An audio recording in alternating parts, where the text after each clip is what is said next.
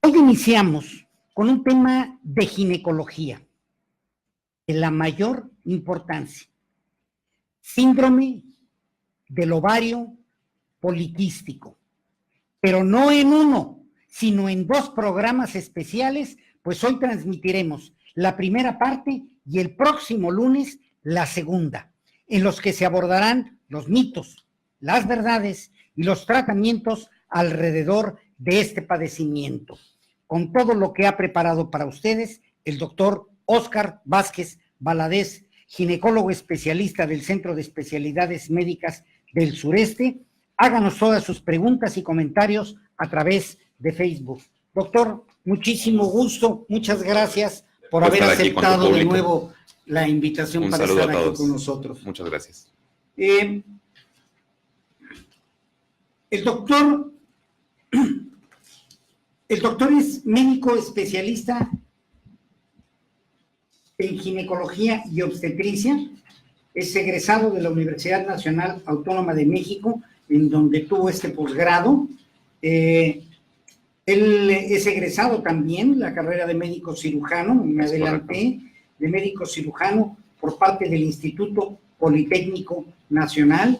El doctor Vázquez está además diplomado en endoscopía ginecológica y está certificado como especialista en ginecología y obstetricia por el Consejo Mexicano de Ginecología y Obstetricia, AC-CONASEM.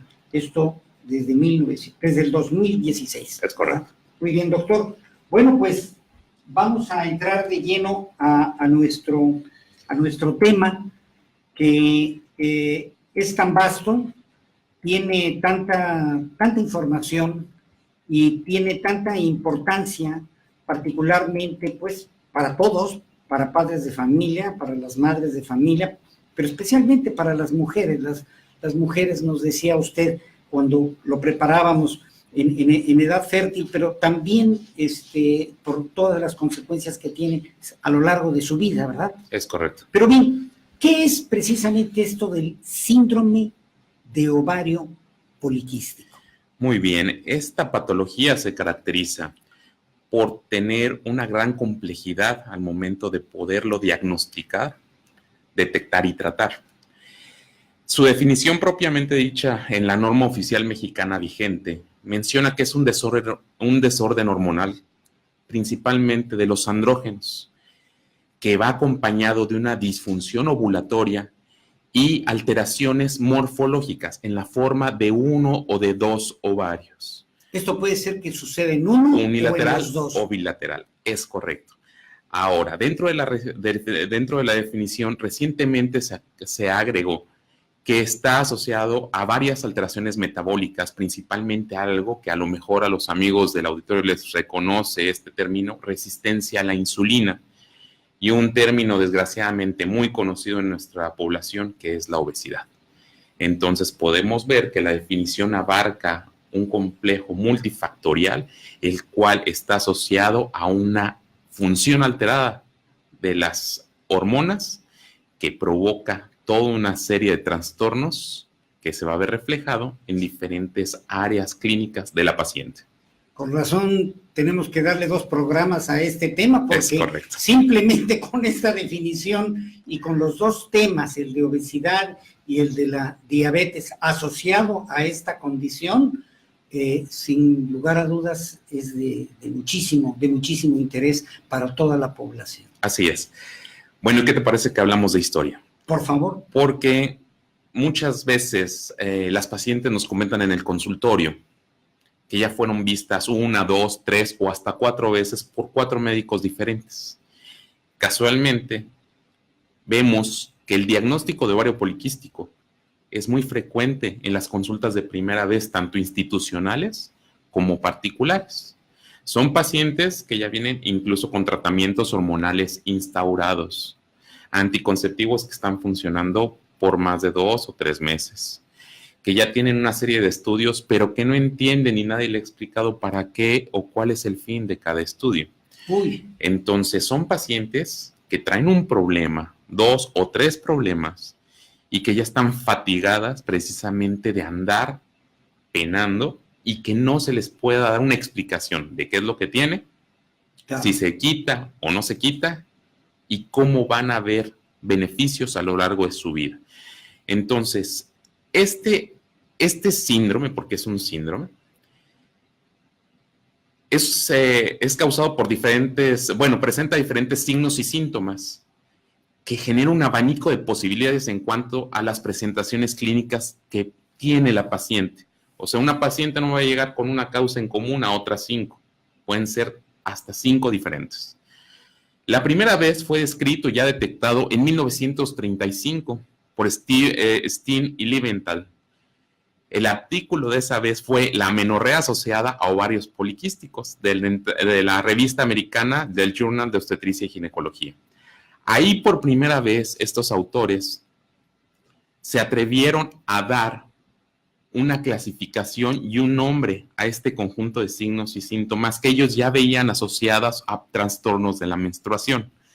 Desde entonces, desde 1935, ha sido necesario de manera frecuente hacer un consenso de manera periódica con los especialistas, no nada más en ginecología, sino campos como la endocrinología, que ha ayudado a poder dar mayor certeza a los criterios para poder englobar a las pacientes que tengan esa patología. Ahora bien, las variables son muy amplias. Las necesidades de estudios al mismo tiempo también son complejas. No son cosas que se puedan resolver en 1, 2 o 3 consultas. Incluso una paciente bien controlada requiere al menos de 6 a 12 meses de vigilancia en la consulta para poder ver la progresión y los beneficios del tratamiento, porque desgraciadamente es una patología que necesita a largo plazo una vigilancia y un manejo constante. Estamos hablando de la importancia del entendimiento por parte de los pacientes de qué es el problema que enfrentan, la situación, y esto les va a permitir, con lo que usted está diciendo, mejores condiciones para poder enfrentar su curación, claro, su tratamiento. Muy bien, así es.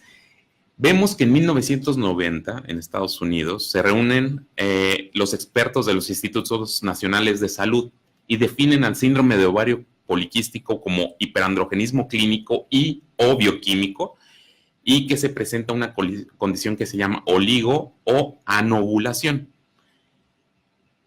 Aparte de esto, la paciente tiene que ser estudiada de manera que podamos aislar patologías, enfermedades que asemejen la condición del síndrome de ovario poliquístico. Si te fijas, es una imitadora de otro tipo de enfermedades, las cuales voy a hablar más adelante. Esto hace, si se pensaba que estaba complicado, esto lo complica más. Así es, tenemos muchas veces que hacer un diagnóstico de exclusión. En 2013, en Rotterdam, se reúne de nuevo los expertos y mencionan ellos que deben de cumplir 2 de 3 criterios. El primero, los criterios son los siguientes: oligo o anovulación, hiperandrogenismo clínico y o bioquímico, y hallazgos ultrasonográficos de alteraciones de la morfología en el ovario. Si te fijas, ya en 2003 están lanzando que hay algo que está afectando el ovario a nivel de su estructura, y hay que ver que dependiendo de ya patrones bien definidos y datos bien establecidos, si esto es una condicionante para generar esa enfermedad. En 2012 se da el consenso de Ámsterdam, y ahí mencionan que debe presentar oligoanovulación o hiperandrogenismo y aumento del volumen ovárico. Siguen incluyendo lo que es los hallazgos de ultrasonido. Y en 2006 vemos que hubo una asociación que es la Sociedad de Exceso de Andrógenos, en donde aquí ellos, principalmente el grupo está dado por endocrinólogos, y mencionan que las patologías de síndrome de ovario poliquístico deben de ir encaminadas al diagnóstico oportuno para evitar las repercusiones a lo largo de la vida de la paciente. ¿A qué me refiero? Ellas van a llegar en edad reproductiva, estamos hablando entre 15, 12 hasta 19 o 20 años de edad, pero que las repercusiones de un síndrome de ovario poliquístico no detectado, no diagnosticado y no tratado a tiempo, a la larga, cuando empiece a haber alteraciones hormonales, puede condicionar un aumento de aparición en las enfermedades cardiovasculares, en enfermedades metabólicas graves o en alteraciones multifuncionales que puedan repercutir en la calidad de vida de la paciente. Y entonces ellos decían, a mí no me metas los datos ultrasonográficos, a mí solo dame una paciente que tenga hiperandrogenismo y otra paciente que tenga disfunción ovárica, comprobable. Entonces, si te fijas, son diferentes los consensos que han existido a lo largo del tiempo para poder explicar esta patología. No es fácil. Hay gente que se va por el diagnóstico de las normas de Rotterdam, hay otros que se van por el consenso de especialistas y aquí viene una gran pregunta. ¿Cuál es mejor? El que permita detectar a las pacientes de manera oportuna para un tratamiento adecuado. Y más adelante voy a explicar un artículo que se hizo en el hospital donde yo fui residente por por dos biólogos de la reproducción. Increíble el estudio que se realizó en donde se menciona la comparación que hay para poder diagnosticar a tiempo el síndrome de ovario poliquístico. Pero bueno, estaba hablando de excluir otras patologías, sí, que el síndrome de ovario poliquístico hay que poderlo hacer a un lado de otras situaciones que causan los mismos signos y síntomas en las pacientes. Aquí vamos a hablar de uno muy importante, hiperplasia suprarrenal, tumores secretores de andrógenos, hiperprolactinemia, síndrome de Cushing y alteraciones de la hormona tiroides. Entonces, todas estas patologías se deben descartar, deben de salir todo normal para poder estar hablando que realmente la paciente tiene un síndrome de ovario poliquístico. Doctor, cuando una paciente presenta un quiste en el ovario, ¿eso significa que es ovario poliquístico? No. Incluso los criterios que se marcan para la detección oportuna a nivel de ultrasonografía son los siguientes. El ultrasonido se debe realizar principalmente, de preferencia, vía transvaginal, o sea, es meter un transductor delgado a través de la vagina de la paciente para poder tener la medición más adecuada de los ovarios, para poder medir el volumen, la cantidad de folículos que hay en ellos y el diámetro de cada uno de los folículos. Sin embargo, aquí, como les estoy mencionando, que esta patología puede aparecer desde los 13, 15 años hasta los 20, muchas de las pacientes que acuden a la consulta no han iniciado vida sexual. Por lo tanto, es limitante. Otra causa, el nivel cultural. Muchas veces dicen, no, yo no quiero que me introduzcan nada. Si me lo pueden hacer por el abdomen, que me lo hagan por el abdomen. Es válido siempre y cuando el ultrasonografista que lleve a cabo el estudio tenga el adiestramiento necesario para poder llevar a cabo la técnica necesaria para dar una lectura real de esas mediciones. ¿Por qué? El ultrasonido debe realizarse entre el tercer día de sangrado y el quinto día de sangrado menstrual. Si no es así, no funciona. Segundo, deben de existir de 12 a más folículos medidos en cada uno de los ovarios, en uno o en los dos. No importa si es en uno, así es, de 12 o más. El diámetro tiene que ser de 2 a 9 milímetros de los folículos. Y el volumen total del ovario debe ser mayor a 10 centímetros cúbicos o 10 mililitros. Esos son los criterios que se utilizan para poder decir que hay una alteración poliquística dentro de uno o de los dos ovarios. Un quiste único no habla de esta patología. Tenemos varias preguntas precisamente sobre este tema que generan por ahí preocupación. Claro. En donde dice, precisamente esta es una de las primeras preguntas que nos llegaron fue, ¿quiste en el ovario es ovario poliquístico? si alguien presenta un quiste en el ovario, ¿tiene riesgo de que se convierta en ovario poliquístico? Bueno, la primera parte de la pregunta usted ya la respondió. Definitivamente no, puede estar tranquilo, porque esto es algo además que se presenta con relativa frecuencia, ¿no? En la consulta, doctor. Así es. Así es, ¿verdad? Ahora, una persona que haya presentado un quiste o la presencia de 2 quistes, ¿esto la convierte en una condición de riesgo para ovario poliquístico? No. Tampoco. Bueno, entonces esa es una buena noticia, ¿verdad? Así es. Porque, bueno, las cosas por su nombre, efectivamente, este síndrome del que usted está hablando, que usted nos está dando todo este detalle, y que es un padecimiento que merece no solo la mayor atención por parte de quien lo padece, con todo el apoyo de sus familiares, sino por supuesto poniéndose en manos de un especialista. Porque esta no es una situación menor en términos de enfermedad. Ni fácil de diagnosticar. Ni fácil de diagnosticar por todo lo que usted nos está diciendo. Así es. Bien, tenemos otra pregunta. Si el síndrome, si este síndrome es hereditario, que si es que se puede heredar el síndrome de ovario poliquístico. Sí, hay un factor de, incluso, bueno, adelantándome al artículo que voy a citar de la doctora Imelda Hernández Marín y del doctor Guillermo Machain Vázquez, que son, la doctora es jefa del Departamento de Biología de la Reproducción en el Hospital Juárez de México, donde soy egresado, y el doctor Guillermo Machain es un biólogo de la reproducción, ya también egresado de ahí, de esa misma institución.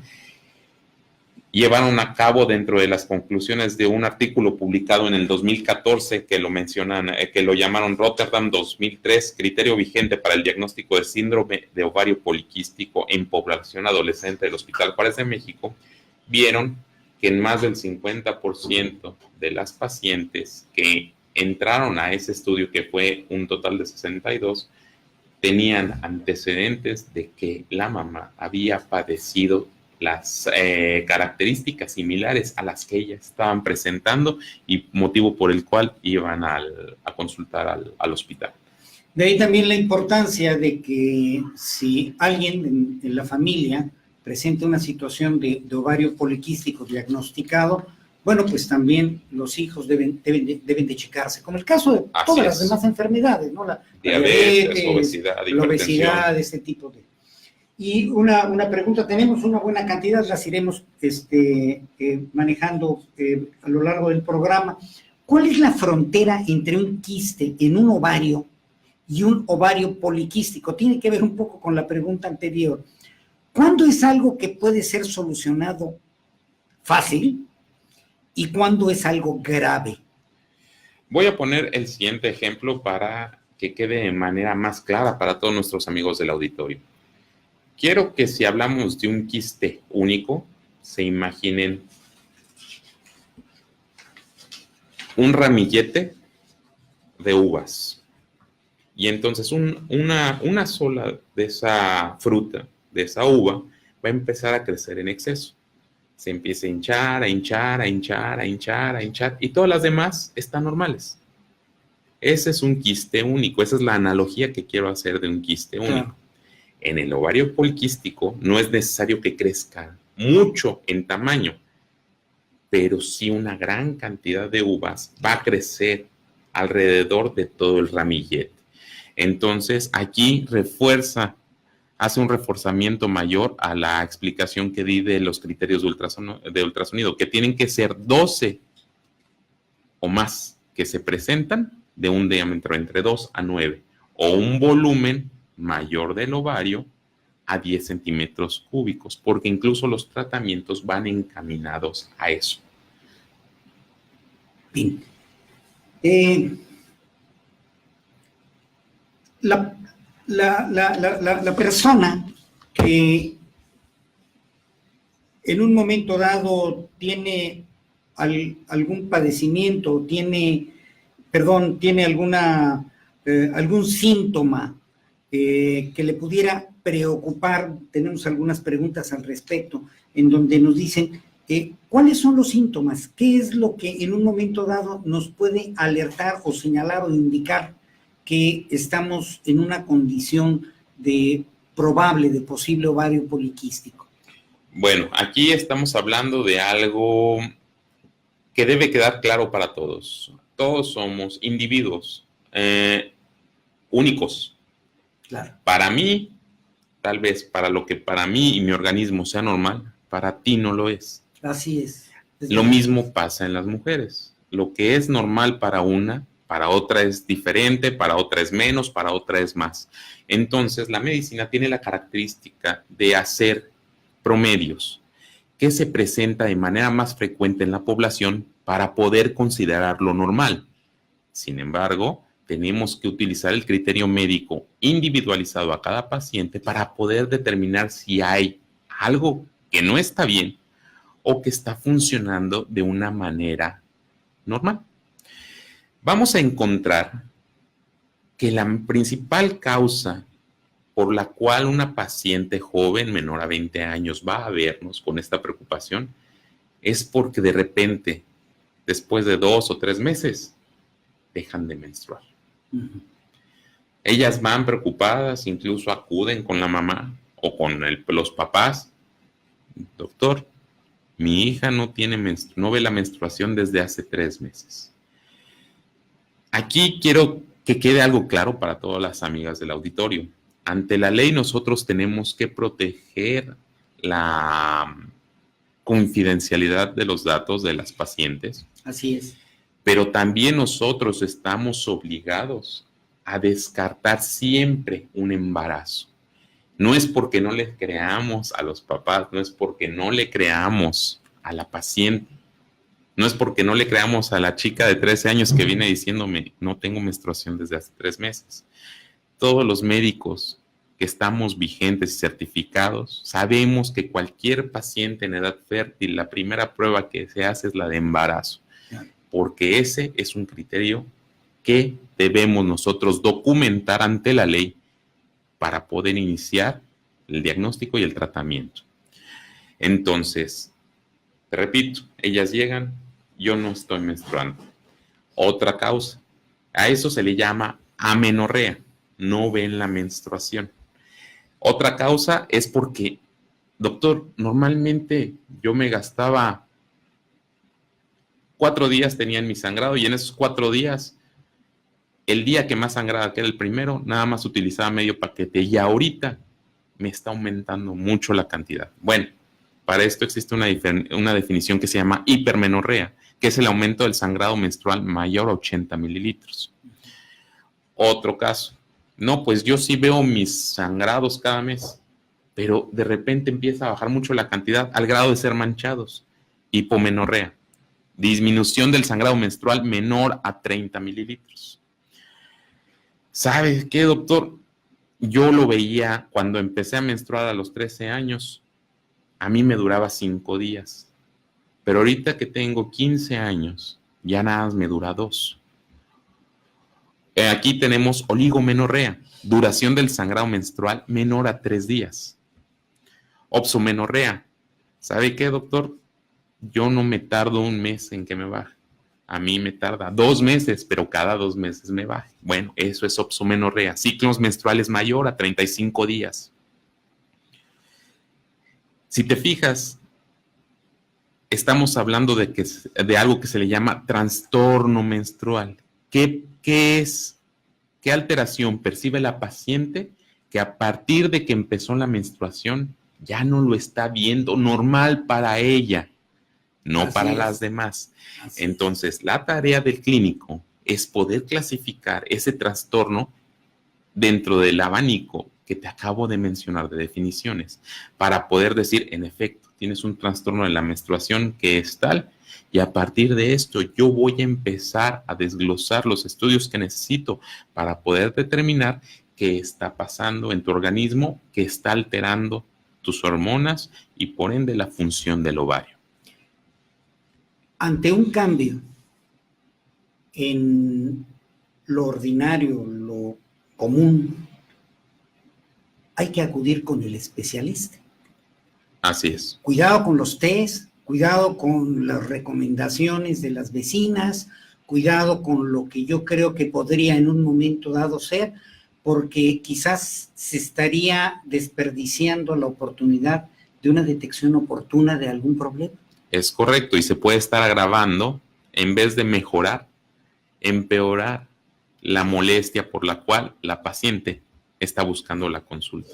Así es. Los tratamientos son individualizados y cuando lleguemos en la segunda parte a abarcar la gama de tratamientos, se van a dar cuenta que depende de lo que la paciente busca y que le causa más malestar. No podemos tratar todo para aliviar todos los síntomas. Tenemos que hablar con la paciente para que ella decida qué es lo que quiere tratarse, para encaminar los medicamentos necesarios y llevar el control adecuado de esa disfunción que ella presenta. ¿A qué síndrome tan especial, tan complejo, tan difícil? Cansado y cansado, tan difícil para la paciente. Y porque que requiere la comprensión del enfermo, de la paciente. Del enfermo y de la familia. Además. Porque muchas veces nos encontramos de que la mayoría de los tratamientos, y muchas de las amigas en el auditorio lo han de estar preguntando, yo supe que a la prima, yo supe que a la amiga, yo supe que a la vecina, por supuesto, así es, le están dando anticonceptivos.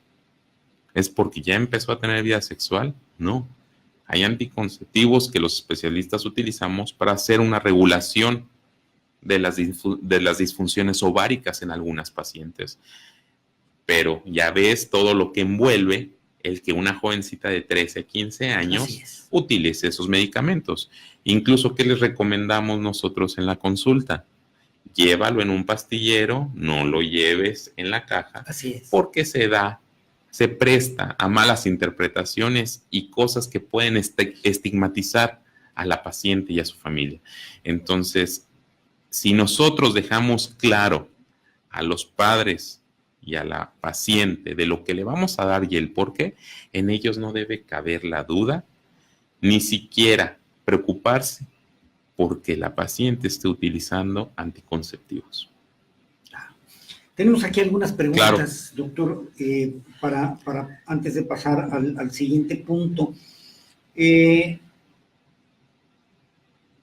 que ver un poco con lo que usted comentó. ¿Cómo se puede la persona dice, dar cuenta que tiene un ovario o los dos ovarios poliquísticos? Para poder ver eso, si es uno o son dos, debe ser el ultrasonido.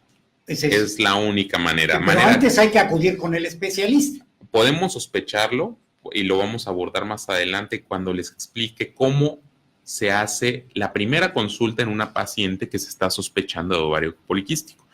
Pero lo que va a dar la determinante para saber si es uno o los dos, el ultrasonido. ¿Qué pasa si se descuida la atención del ovario poliquístico? Es decir, que no va con el médico, no se lo atiende.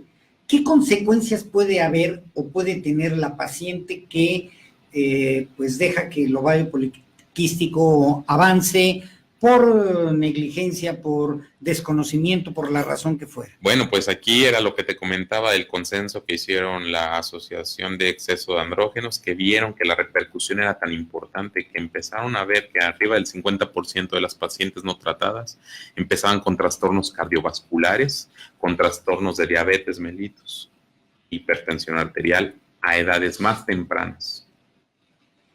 ¡Qué bárbaro! Así es. Qué bárbaro y qué preocupante, sobre todo para quien de alguna manera por miedo, por indiferencia, por desprecio, por la razón que sea, decide no atenderse con un médico, con un especialista, tocar la puerta de la ciencia, ¿verdad? Y decir de los especialistas y decir, tengo esta sospecha, tengo esta situación. Así es. Y cuidado, porque un síndrome, una enfermedad como esta, las consecuencias son, sin caer en pretender alarmista, ni terrorista, ni querer asustar a nadie, porque ese sería el último, bajo ni siquiera el último, jamás sería uno de los objetivos de este programa, el pretender que alguien se asuste o se preocupe, pero sí que se alerte, porque en la alerta está con mucha frecuencia, nos lo han dicho aquí ustedes, los especialistas, la posibilidad de un diagnóstico oportuno y de una atención, una solución del problema también oportuna. Es correcto. Bien, el síndrome reduce la fertilidad, puede provocar esterilidad y evitar el embarazo, este síndrome del ovario poliquístico. El síndrome de ovario poliquístico puede generar infertilidad. De hecho, es una de las condiciones por las cuales las pacientes también nos llegan a ver a la consulta. Son pacientes, vamos a dejar ahora al adolescente, vamos a dejar ahora a la paciente que lleva 5 años de matrimonio, no utiliza ningún método de planificación familiar, busca tener el embarazo de manera espontánea, es una sola pareja, no han tenido infecciones, pero no se pueden embarazar. ¿Qué otra causa? Ahorita que estás hablando de infertilidad, ¿qué otra causa? Van porque, doctor, ¿sabe qué? Cuando empecé a menstruar me salían barritos, pero ahorita es una cantidad y llegan con la cara deshecha en acné. Esa es otra característica por las cuales van y hay que sospechar de ello. ¿Qué otra causa? Ven a la paciente que a los 15 años era delgadita, 17 sube de peso, 18 sigue subiendo y la mamá y la familia dicen, doctor, es que apenas come, hace ejercicio y no puede bajar de peso. Esa es otra causa. No pueden, les cuesta mucho trabajo y aquí va asociado a lo que vamos a ver más adelante, que es la resistencia a la insulina, que hasta el 50% de las pacientes con ovario poliquístico la presentan. Por eso no es de sorprendernos que cuando tienen alteraciones mayores presentan mucho más anticipado la diabetes en edades más adultas. Entonces, ¿qué otra cosa? Doctor, yo normalmente tenía vello, pero ahorita está muy grueso, muy negro y no lo puedo controlar. No lo puedo mantener mi piel tersa porque cada vez crece más grueso. Bueno, todos esos datos son los que el clínico con experiencia va buscando en las entrevistas. ¿Por qué viene a verme? ¿Cuál es su principal molestia? Para saber a qué voy a ir yo encaminado. Bien, y tenemos una pregunta más que dice, ¿qué es lo que provoca, lo que causa el ovario poliquístico? ¿Qué causas lo generan? Fíjate, aquí vamos a mencionar y voy a contestar algo que tal vez les surja con toda esta charla que hemos tenido. Bueno, ¿para qué tanto consenso? ¿Por qué se siguen reuniendo? ¿Por qué siguen viendo cómo encontrar la manera más adecuada para poder diagnosticar esta patología? Ahora, la Sociedad de Endocrinología define que el daño del síndrome de ovario poliquístico no debemos focalizarlo en el ahora, sino en cómo vamos a prevenir que los efectos adversos aparezcan en unos años, los que antes mencionábamos. El síndrome de ovario poliquístico implica forzosamente el aumento de los riesgos de infertilidad en una pareja joven, sangrado disfuncional en las menstruaciones, cáncer endometrial en un futuro, obesidad grado 3, diabetes mellitus tipo 2, alteraciones de los triglicéridos, dislipidemias, hipertensión y enfermedades cardiovasculares. Todo eso puede llevar a cabo un mal control o una falta de diagnóstico de este síndrome. La disfunción metabólica, curiosamente, no ha entrado como una parte integral de la definición del síndrome de ovario poliquístico. Sin embargo, la mayoría de la población que está diagnosticada presenta una o dos alteraciones metabólicas asociadas a la patología hormonal. Entonces, si te das cuenta, todo esto engloba una serie de variables que son de manera muy amplia y que son imposibles abordar en la primera consulta.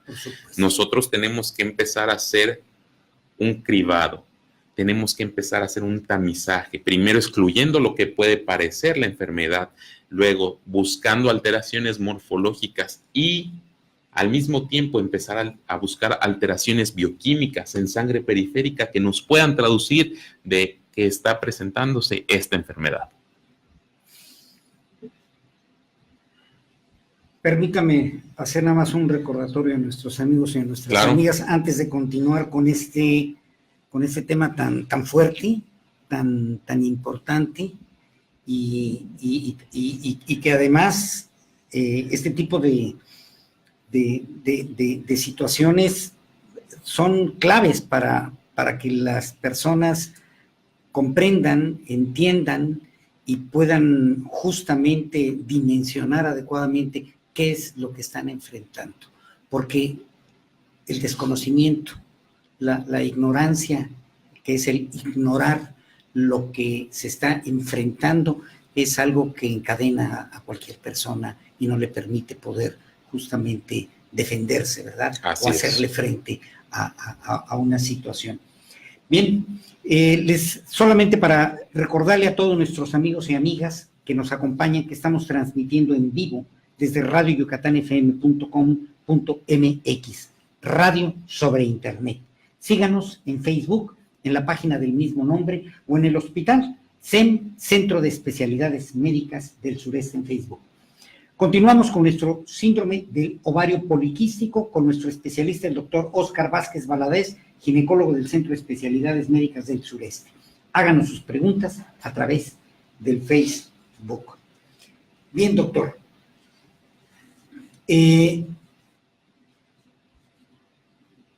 ¿Cómo debe de enfocarse entonces la consulta? Nos está usted diciendo hace unos instantes que este enfoque no es parecido al tradicional, en donde, bueno, tenemos la imagen del especialista, del médico, en donde llegamos, podemos incluso hasta adelantarnos, llegamos con algunos estudios, ¿verdad? Se los presentamos, es frecuente, y entonces le decimos, doctor, bueno, pues estos son mis síntomas, aquí están mis estudios, y entonces a partir de esta información, con frecuencia, bueno, pues el especialista emite una opinión con mucha certidumbre.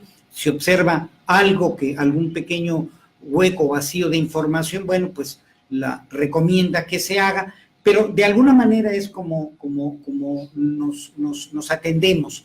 Vamos con el especialista y el especialista nos orienta y nos guía prácticamente desde la primera consulta. Pero lo que nos está usted diciendo es que en este caso específico de este síndrome, prácticamente es el iniciar toda una investigación con todo un protocolo en donde, pues es de ciencia, es lo que usted está diciendo hace unos momentos, en donde desde determinar la condición de si hay o no hay un embarazo, la condición de pues prácticamente todo su organismo y de todos los indicadores que se necesitan para, de acuerdo con todos estos protocolos, poder concluir si es o no es el problema del que estamos hablando. Es correcto. Y mira, aquí vamos a tomar un concepto que es muy reciente. Hablábamos antes de evitar la automedicación. Claro. También debemos de evitar ya ahorita el autodiagnóstico. Ahorita la capacidad que tenemos de accesar a la información de manera rápida, hablo esto como internet, sí, y de poder entrar a foros en donde hay foros, si ustedes lo buscan en Google y ponen ahí, yo tengo ovario poliquístico, ¿qué hago? Va a salir una serie de cadenas, de links, que van a ir direccionadas precisamente a grupos que hacen las propias pacientes y comparten las experiencias. Y se hacen recomendaciones. Y entonces, fíjate que a mí me pasó lo mismo hace 12 meses y no pude, pero a mí el doctor tal me mandó tal medicamento y me puede embarazar. Pero yo te recomiendo a mí que me... ¿no? Entonces, de repente, como tú lo mencionas, llega la señora, llega la señorita, con un sobre, aquí están mis estudios. Ok, ¿quién se los mandó? No, yo me los hice para no llegar sin nada. Bueno, eso no debe pasar. Es igual de peligroso que la automedicación, porque uno empieza a ver cifras que no podemos interpretar y que no podemos integrar y hacemos falsos diagnósticos positivos o subestimamos algo que puede estar pasando realmente, que amerita una vigilancia o una consulta por un especialista. Entonces, la mejor forma de uno como paciente es, yo siento que algo está mal en mi cuerpo, me siento raro, acudo y veo a que el especialista me diga que no tengo ningún problema. Y entonces sí, yo voy con la mente en blanco, totalmente receptivo a lo que me van a decir, no llevo el sesgo de lo que ya me informé o muchas veces se malinforman, y entonces yo puedo entender la enfermedad que tengo. Aquí, ¿qué recomiendo yo? Esta patología debe de estar la paciente siempre que se pueda acompañada por una o por los dos familiares. Si es una paciente que tiene 13 a 20 años, si se puede que estén los dos papás, y no al menos con la mamá. ¿Por qué? Porque hay que explicarles que no es una consulta, no es un problema que se resuelva en una consulta, en una hora, en 2 horas, y hay que explicarles que los resultados, dependiendo de la severidad del caso, llega a verse entre los 6 a 12 meses de tratamiento. Hay que explicarles cómo se van a llevar a cabo los análisis de sangre, para qué se usan y cuál es el fin de cada uno, porque estamos muy acostumbrados a que llega el doctor, nos ataca la receta con miles de estudios y uno va, pone el brazo, y bueno, ¿para qué me los pide? ¿Funcionan? ¿Sirven? ¿De verdad el médico está calificado para poder interpretar esos estudios? ¿O no sabe lo que tengo y nada más está viendo a ver de dónde se agarra para poder intentar darme un diagnóstico? Ojo, los laboratorios no diagnostican. Es un todo. El laboratorio junto con el ultrasonido es un complemento diagnóstico. Nada va a sustituir a lo que nosotros llamamos la clínica, el revisar al paciente. Yo por eso estoy en contra de las consultas por celular, en contra de las consultas por WhatsApp. Ahí no puedo revisar, tocar, escuchar, sentir a una paciente. Entonces, primera cosa, la paciente no debe de ir sola. ¿Por qué? Porque muchas veces las alteraciones hormonales condicionan cambios del comportamiento y del estado anímico de las pacientes.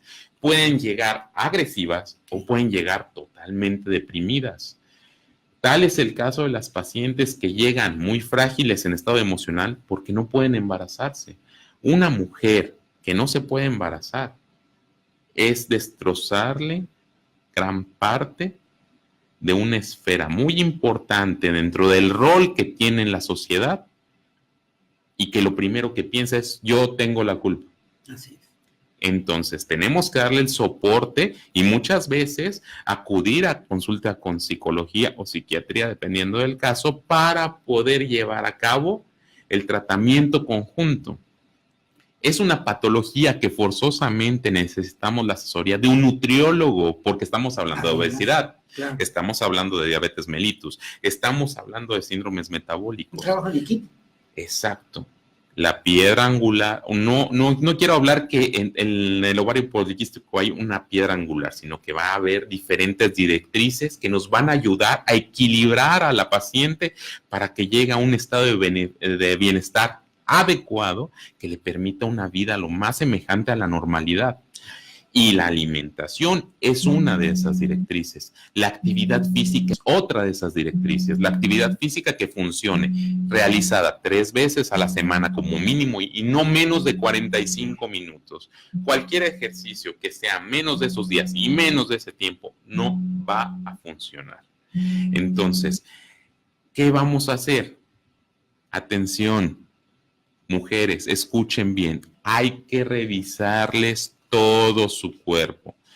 Aquí estamos hablando de algo que, si bien lo recuerdan, era el hiperandrogenismo clínico. Y eso, ¿cómo se come? ¿Cómo lo voy a ver? ¿Cómo me lo van a evaluar? ¿Me van a tocar? ¿Qué me van a hacer? No. El clínico nosotros lo vamos a ver por los siguientes datos. La voz está gruesa. La obesidad está muy marcada como la obesidad en los varones, o el crecimiento de vello. Para nosotros poder decir que una mujer tiene hiperandrogenismo clínico, necesitamos de algo que se llama una escala de Ferriman-Gallaway, que es una escala que engloba todas las partes del cuerpo donde Si hay crecimiento de vello, nos está hablando de alteraciones de andrógenos y nos va a dar una calificación, y entonces el clínico, el especialista, tiene que asignar una calificación para saber si está o no está dentro de hiperandrogenismo. Tenemos que hacerles una historia clínica completa en donde tenemos que identificar factores de riesgo heredofamiliares, lo que te mencionaba, Sí. que la mayoría de las pacientes presentan esta alteración y no sabían o subestimaron el que la mamá o la abuelita hayan padecido algo similar. Tenemos que preguntar los hábitos alimenticios, cuántas veces comes al día. Tenemos que desglosar qué cantidad de carbohidratos, qué cantidad de grasas y qué cantidad de proteínas tiene en la dieta esa paciente. ¿Cuál es la actividad física? ¿Cuál es la ingesta de agua al día? Tenemos que medirles el índice de cintura-cadera, no hay de otra. Pesar, medir y sacar el índice de cintura-cadera para tomar referencia y poder llevar a cabo el control adecuado de todos estos parámetros. Y entonces sí, ya a partir de que nosotros tenemos todos esos instrumentos que nos ayudan a una evaluación integral, podemos decirles si tenemos una alta sospecha de que usted esté padeciendo de ovario poliquístico. Entonces, ahí viene el primer abordaje de estudios que le tenemos que explicar a la paciente. Dentro de ellos, el ultrasonográfico. Si es una mujer que no ha iniciado vida sexual, entonces se le recomienda que se haga un estudio abdominal de ultrasonido buscando los focos que sean dentro de los ovarios, que el foco del ultrasonido sean los ovarios y se analicen los folículos que hay dentro de él. Asimismo, debe ser del 3er al 5.º día de sangrado menstrual, si no, no nos va a funcionar. Y entonces vamos a buscar alteraciones morfológicas de esos ovarios, que puede ser unilateral o bilateral. 2 preguntas. El síndrome de ovario poliquístico, ¿cómo afecta emocionalmente a las personas? Precisamente por hablar de hiperandrogenismo bioquímico, que es el exceso de hormonas androgénicas en la sangre, puede presentar conductas agresivas, lapsos de agresividad de una paciente o lapsos de depresión muy crónica, o sea, más de 3 meses en los cuales tiene llanto fácil, le pierde interés al cuidado personal, le pierde interés al cuidado de la casa, le pierde interés al cuidado de su trabajo, entonces empieza a haber depresión aparentemente inexplicable. Por eso necesitamos aquí la ayuda de psicología para que nos dé un reforzamiento y pueda decir si realmente eso es causa hormonal por la alteración de los andrógenos o viene desencadenado por otro tipo de situación. A mí me ha asombrado, doctor, cómo toda esta serie de indicadores que usted ha señalado relacionados con este síndrome de ovario poliquístico, cómo con una extraordinaria frecuencia en la comunidad, entre quienes no somos médicos, simplemente se califican o se engloban o se maldiagnostican, ¿verdad? Con una ligereza tan extraordinaria, sin conocimiento, y que esto lo único que hace es retrasar un problema que puede llegar a ser muy fuerte. ¿Y qué consecuencias puede tener este síndrome en la vida y relaciones sexuales de una pareja? En las relaciones como tal, no. Sin embargo, se ha visto que algunas de las pacientes presentan disminución del apetito sexual. No está dentro de los primeros 4 causas por las cuales nos van a visitar por esta patología en particular. Entonces, esa sí no la tomaríamos como algo frecuente. Doctor, para el siguiente programa, ¿cuáles serían los puntos principales? Vamos a hablar principalmente de los laboratorios que vamos a pedir, qué vamos a buscar en cada uno, cómo poder saber si tienen ciclos en donde esté ovulando o no esté ovulando la paciente, y los tratamientos encaminados dependiendo de la patología o de la molestia que es el motivo de consulta de la paciente.